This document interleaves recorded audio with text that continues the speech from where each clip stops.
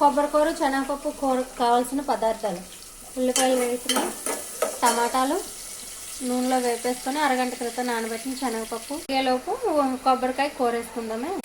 శనగపప్పు టమాటాలు వేగిపోయిన తర్వాత వేసేసుకోవాలి.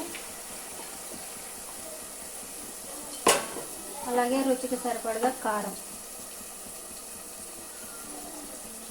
కొద్దిగా వాటర్ వేసుకోవాలి. పప్పు ఉడికే వరకును, ఉడికిందో లేదో చూసిన తర్వాత ఉప్పు వేసుకోకూడదు. కారం ఒకటి వేసి మగ్గించేసి కొంచెం వాటర్ వేసుకోవాలి. శనగపప్పు ఉడికిపోయింది. ఇప్పుడు ఉప్పు వేసి కొబ్బరికూర వేసుకోవటమే. రుచికి సరిపడగా ఉప్పు, సాల్ట్.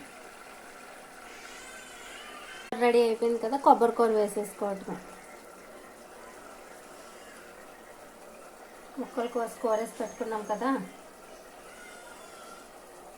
యమ్మీ కొబ్బరికూర శనగపప్పు.